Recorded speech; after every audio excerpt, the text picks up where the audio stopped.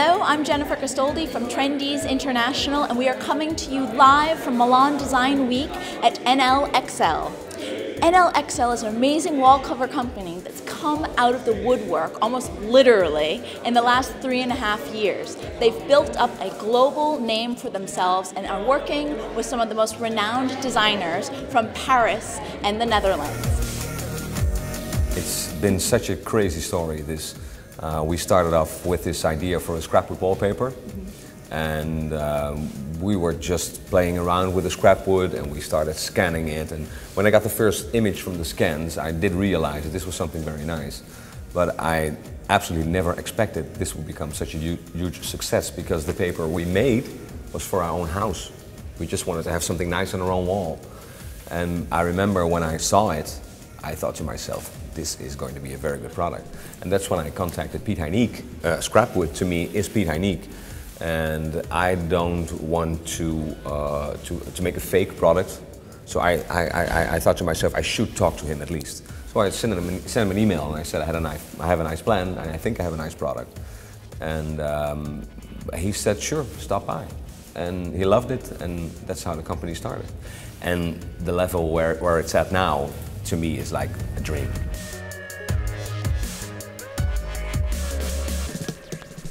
And now let's have a chat with Danielle Rosenstock, the art director of Merci, the amazing shop in Paris. The counter at Merci was built with real metal tins that came from an antique store in New York, and had this idea to transform this real material in a wallpaper.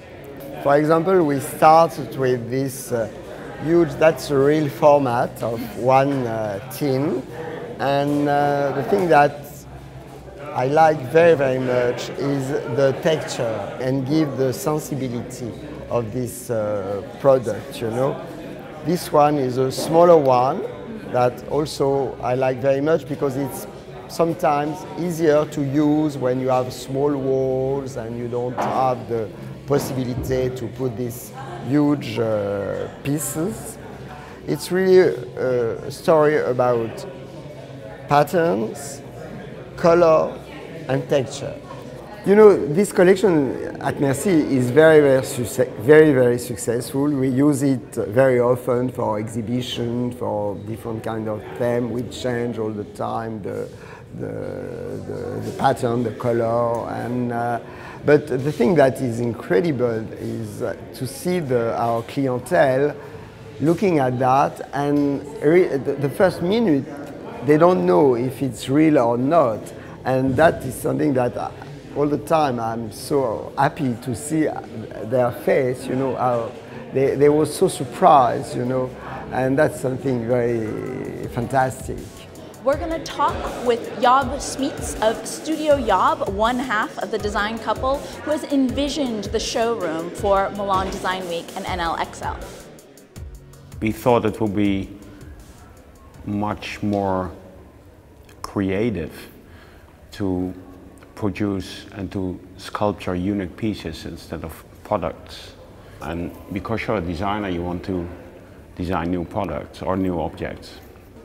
Basically, we started with all these sculptural pieces, and we somehow, don't ask me how, but with a lot of force and a lot of energy, we managed to interest design brands in our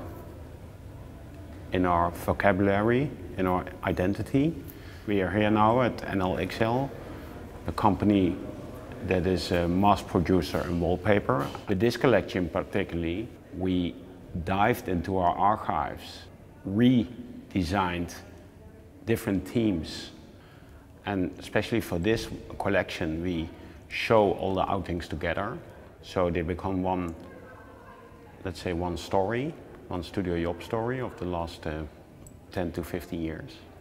We also put each pattern next to each other, so it's not like one room with one pattern, which will be basically what people will do when they take the patterns in their homes. I think they will do one wall with one pattern, and instead of all the different patterns next to each other.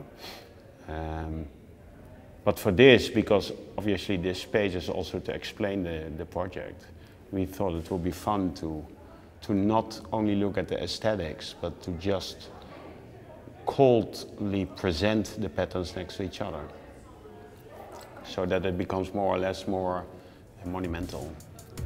Piet Hinek is known for his scrap wood. He's also known for not throwing anything out. He's now translated this into a digitally printed wallpaper collection. The first time I spoke with Rick was on the phone, and he called me and he said, I'm going to make a scrap wood wallpaper collection and bring it on the market, but I just recently thought about that it's stupid not to do it with you. And I said, yeah, that would be quite stupid, so let's do it together. Okay, well, the second scrap wood series we made is much more designed. So the first one was the plain surface and texture we tried to get in the picture. And of course you have to add something if you make a new series. And what we did is what I did is I just thought about what I do with the scrap wood itself, with the big beams, and we have big beams furniture, and then we have a big beams collection. So I thought, well, I take this as a starting point, and I make a wallpaper which gives the possibility of, in a corner where you make the heads of the beams, and on the side you do the sides, and then it feels like there is a massive piece of wood in the room, which is totally idiot, of course, but it really gives this feeling that it's a huge block of massive wood. And we made like of very thin parts, which we normally throw away. We make sort of lines, and we also have like the new collection, 4040 it's called, with waste production, which is all square pieces, 4040. The wallpaper is 8080, but doesn't matter. It's less provocative, you know. It's less like, whoa, it's more. There has more taste in it. Piet Bond, who does interior architecture, has now translated his office wall of concrete into wallpaper. For the wallpaper, I already did a lot with wallpaper, and then Rick came to me and he said, what do you think would be great for a wallpaper? And then I said, concrete, of course concrete, because I love the concrete, but it's always so difficult to get the right concrete, and it's difficult to get a living or a small space with the concrete. So I thought it was a great thought to do it with the concrete wallpaper. We made this concrete because this is in my office. So we used a real wall, and then Rick came with his photographers, and they used my real wall for the wallpaper. So they photographed a concrete wall? Yeah, in our studios, or in our studio and in our showrooms. So we got a lot of the real concrete. And I think also the concrete combines so beautiful with beautiful art. So you see this piece of art is so beautiful on this wall. So I think I'm very happy with the wallpaper. Well, this one I like very much because you can still see the wooden texture in it, yeah, because they poured in the concrete, and after that they took off the wood, and the wood is still in it, and I think it's really beautiful. And because there's no repeat in it, you don't see so many repeats, it's really like it's not fake. We used the wallpaper in New York on a very high-ended apartment, and the people in the beginning they were a little bit shocked that we wanted to use the concrete, but they loved it. And actually they loved it, and now it's in the place, and everybody is crazy about it. Plans for the future? Well, we are working on some very good collections, I think, with some very good names that I'm very proud of, but I can't mention them yet because we're in the phase of negotiation. But we are working on a new collection with Merci, and also on a collection with the creative director of Merci, Danielle Rosenschrock. And we are putting out some new products beside wallpaper. So we're working on some very nice stationery items, and we are putting out a very small furniture collection at the end of this year.